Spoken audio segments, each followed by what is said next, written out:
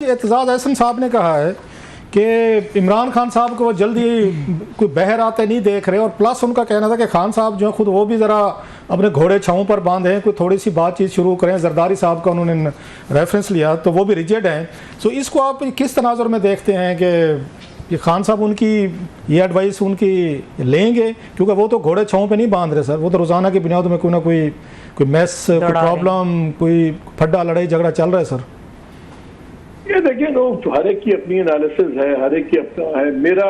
हम तो कंजेक्चर ही कर सकते हैं ना। मेरा अपना अंदाजा ही है कि खान साहब कन्विंस हो गए हैं कि मौजूदा निज़ाम में जो भी हो जाए उनको कोई रिलीफ नहीं मिलेगी, उनको इस निज़ाम में कोई हिस्सा नहीं मिलेगा, और वो जो भरे जो मर्जी कर लें उनका रगड़ा खत्म नहीं होगा। तो अब उन्होंने देख लिया भी ठीक है, एक्सट्रीम पे चले जाए। आपने वो आज वीडियो देखा जो आप आज वीडियो ऑन हुआ है, ये मेरा ख्याल है 71 वाले बयानिए से भी ज्यादा बड़ा खौफनाक वीडियो है जो आज लगा है पीटीआई की वेबसाइट पे।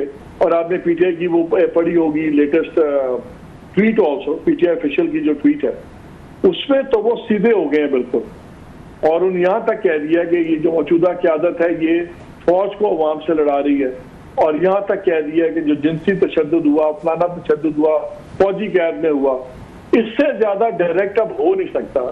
अब आप देखिएगा कि एक आध दिन में 71 वाला बयानिया हल्का लगेगा और ये उससे भी सख्त है। अच्छा, मुझे आपने भी आज रऊफ हसन साहब को मेरा ख्याल बुलाया हुआ था, काश अब्बासी साहब के शो में थे, तो मैंने नोट किया कि वो हालांकि बड़े अग्रेसिव मिजाज के हैं रऊफ हसन साहब। आज वो FIA में भी मेरा ख्याल बयान रिकॉर्ड करवा कर आए, गौर साहब भी गए थे, वो डिफेंसिव थे, वो पीछे थे। उन्होंने उन्होंने सोशल मीडिया टीम है खान साहब की जो उनका ये ट्विटर हैंडल चला रही है, आज उन्होंने अपने आप को डिस्टेंस किया उनसे, जी मुझे नहीं पता होता कौन चला रहा है, कैसे हैं, बहर बैठे। आज उन्होंने क्या कि मैं इस बयानिए के साथ नहीं हूँ, मेरा ख्याल है कि डिस्टेंस किया। तो आप समझते हैं कि इस तरह की चीज़ों से जो लोग बहर बैठे हैं खान साहब का चला रहे हैं ट्विटर, वो अपने यहाँ पार्टी के लोगों के लिए प्रॉब्लम पैदा कर रहे हैं जो ऑलरेडी इतनी मुश्किल हालात में ऑपरेट कर रहे हैं। उनके घर हैं, फैमिलीज हैं, उन पे अटैक हुए हैं, उनकी जानों को खतरे हैं, उन पे केसेस हुए हैं। सो उनका ये कोई नहीं सोचते कि थोड़ा सा उनको भी रिलीफ दें जो लोग इनके साथ मुश्किल में खड़े हैं, लाइक रऊफ हसन, बैरिस्टर गौहर, उमर अयूब, एक लंबी लिस्ट है, तमाम लोगों ने भुगता है, भुगत भी रहे हैं।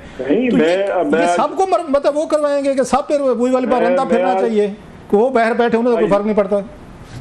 मैं रऊफ साहब का चेहरा करीब से देख रहा था, जो मैंने कट्स बड़े गौर से देखे, वो बड़े खतरनाक कट्स हैं। 2 इंचेस डाउन उनकी इशारा कट सकती थी, कुछ भी हो सकता था।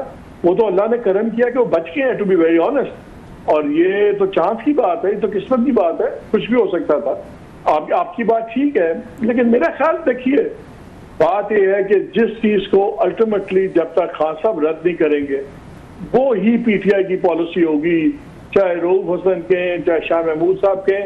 PTI में हर कोई डिस्पेंसेबल है, और मैंने एक बार ही पहले कहा था कि PTI और इवन पीपल्स पार्टी और PMLN में फर्क ये है कि जरदारी साहब को भी, नवाज शरीफ साहब को भी विनिंग कैंडिडेट चाहिए होते हैं बहुत इलाकों में। इमरान खान की अब इतनी स्ट्रांग हुई भी है, इससे उनकी हवा इतनी बनी हुई है, वो जिसमें हाथ रखते हैं वो विनिंग कैंडिडेट हो जाता है।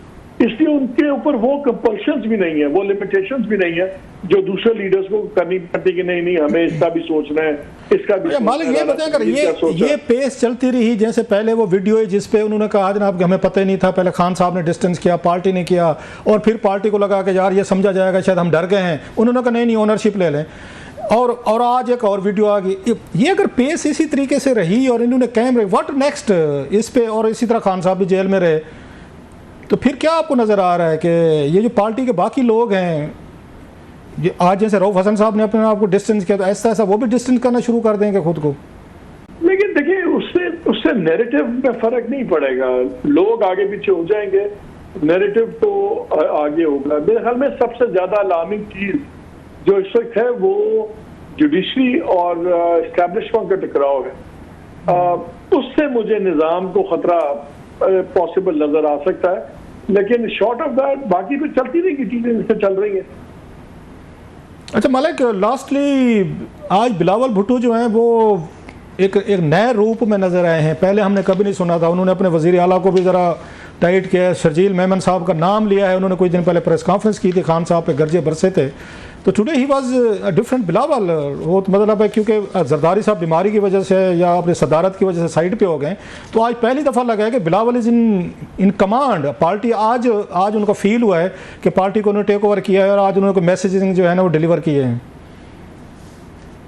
बिलावल साहब बड़े अरसे से इन कमांड है एंड आप यकीन माने नहीं, कैमरे पे सर, आज कैमरे पे ये बैठ के बातें करना और फिर वो टीवी पे सारा कुछ चलना, that was a different messaging sir. मैं ये कह रहा हूं इस पर तो अब डाउट होना नहीं चाहिए किसी को।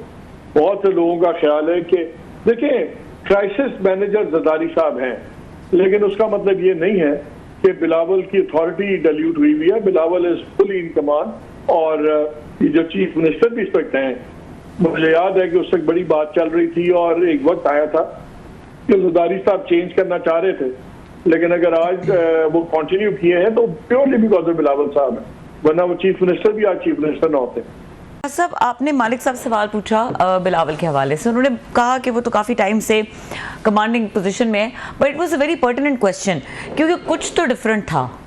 अब वो कमांड में थे या नहीं थे या जो भी था, लेकिन जो आज की टोन और टेनर था और जो आज की मैसेजिंग थी वो माजी में पहले नहीं देखने को मिली। ऐसे ही है। और आज 2-3 चीज़ें जो मेरा ख्याल है बिलावल ने शायद हिंट लिया है। हिंट ये था कि इंडियन पॉलिटिक्स को अगर आप देखें ना, जो इंडिया में रिजल्ट आए हैं, तो मेरा ये ख्याल है कि he is taken a clue from Indian ये रिजल्ट्स जो हैं वो कैसे लोगों के जहनों में आएगा कि इंडियन ये इलेक्शंस का इनसे क्या ताल्लुक है। वो ये है कि वहाँ पर जो मोदी साहब जो हैं उन्होंने जो उन पे मुखालफीन हैं वो 2-3 जो बड़े इल्ज़ामात लगाते हैं, वो यही कहते हैं कि वो पॉलिटिक्स से हेट करते हैं, नफ़रत की सियासत को उन्होंने वो दिया है, वहाँ पर प्रमोट किया है। जो उनके क्रिटिक्स हैं, कांग्रेस है या कुछ कोई मीडिया में या दीगर कोई लेफ़्ट के लोग जो हैं जो उन पर मोदी साहब पे क्रिटिसाइज़ करते हैं, तो उनका ये है कि इन्होंने नफ़रत की पॉलिटिक्स को हेट किया है और कभी पाकिस्तान पे वो बात करते हैं, कभी इंडियन मुस्लिम्स पे बात करते हैं, कभी अब जैसे मतलब बाबरी मास्क वाला ये इशू था या और बहुत सारे उन्होंने वहाँ पर राम मंदिर का उन्होंने इनागुरेशन की अयोध्या वगैरह में। तो इस तरह की आपको याद होगा मुसलमानों के हवाले से कहा था घुस बैठे हैं, जिस पे अच्छी खासी उस पर एक अपरोर हुई थी इंडिया में कि आप इस तरह की बातें करें। सो मोदी साहब का एक स्टाइल रहा है जिस वजह से उन्होंने इलेक्शन जीता भी सही। वो गुजरात से आए थे, वहाँ भी उनको प्रॉब्लम थे, उससे आपका सिंध वहीं पे रहें और वहीं पे वोट हमने सिंध से लेने। हमने कोई इस्लामाबाद में हमारा कोई कैंडिडेट निकाला जिसको जाके मेमन साहब ने उन्होंने वोट देने। सो आज उन्होंने बड़ा क्लियर मैसेज किया है कि आपको इमरान खान साहब पे तकरीर करने से, खिलाफ करने से कोई वोट नहीं मिलने वाला या कोई आपकी कंसर्न है। So it was a big shut up call है मस्त से, इसको कहते हैं शटअप कॉल, जो आज बिलावल ने दी है अपने कुछ वजीरों को या अपने साथ बैठे हुए थे उनके वजीर आला, जो अभी मालिक ने भी कहा है कि जिन्होंने उनको वो किया, उनको मेंटेन रखा था कि इसको रखते अदरवाइज हटाना था उन्होंने। तो इसका मतलब तो एक और हुआ कि फिर बिलावल साहब का जो जजमेंट है वो फिर ठीक नहीं निकली। फिर वो हमारे ना उस्ताद मोहतरम कामरेड ये डॉक्टर ये प्रोफेसर डॉक्टर आसिफ अली जरदारी साहब की ठीक रीडिंग थी कि वो अगर इनको नहीं बनाना चाह रहे थे, जो मालिक ने कहा कि वो इस दफ़ा इनको नहीं बनाना चाह रहे थे मुराद अली शाह को, उन्होंने कहीं ना कहीं से उन्होंने